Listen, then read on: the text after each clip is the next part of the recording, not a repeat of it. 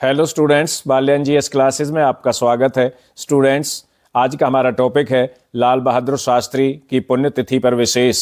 लाल बहादुर शास्त्री का निधन 11 जनवरी 1966 को ताशकंद में हुआ था, जब वे भारत और पाकिस्तान के बीच समझौता करने के लिए ताशकंद में गए थे। तो ताशकंद समझौते के कुछ ही घंटे बाद 10 और 11 जनवरी की रात को लगभग 1:30 पर उनका निधन हो गया। इसलिए आज 11 जनवरी को लाल बहादुर शास्त्री जी की पुण्यतिथि है। तो आइए सादगी, देशभक्ति, ईमानदारी की प्रतिमूर्ति भारत के दूसरे प्रधानमंत्री को उनकी पुण्यतिथि पर कोटि कोटि नमन करते हैं तथा इस क्लास में मैं आपको उनके जीवन परिचय के बारे में भी बताना चाहूँगा। लाल बहादुर शास्त्री का जन्म 2 अक्टूबर 1904 को वाराणसी के समीप मुगल सराय, उत्तर प्रदेश में हुआ था। उनके पिता का नाम मुंशी शारदा प्रसाद श्रीवास्तव था तथा माताजी का नाम राम दुलारी था।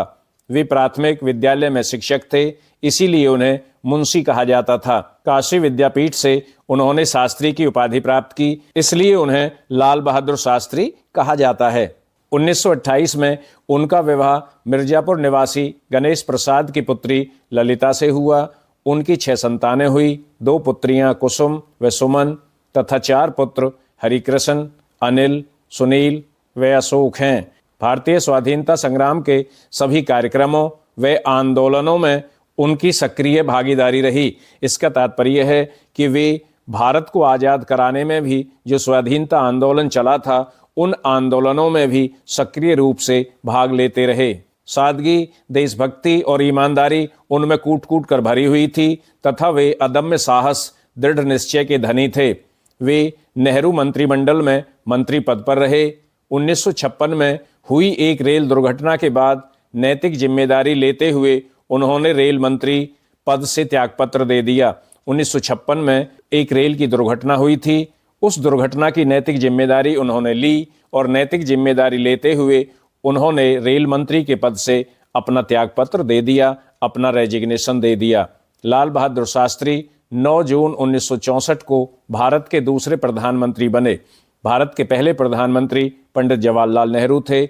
उनके निधन के बाद कार्यवाहक प्रधानमंत्री के रूप में श्री गुलजारी लाल नंदा कुछ दिन भारत के प्रधानमंत्री रहे। उसके बाद 9 जून 1964 को भारत के दूसरे प्रधानमंत्री के रूप में लाल बहादुर शास्त्री को शपथ दिलाई गई। प्रधानमंत्री के रूप में उनकी प्राथमिकता खाद्यान्न मूल्यों को बढ़ने से रोकना था।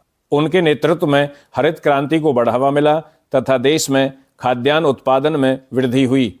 उन्होंने भारतीय खाद्य निगम FCI का गठन करवाया। यह एक बहुत ही महत्वपूर्ण प्रश्न बनता है कि FCI भारतीय खाद्य निगम का गठन किस प्रधानमंत्री के कार्यकाल में हुआ। तो इसका आंसर है भारतीय खाद्य निगम FCI का गठन भारत के दूसरे प्रधानमंत्री लाल बहादुर शास्त्री के कार्यकाल में हुआ।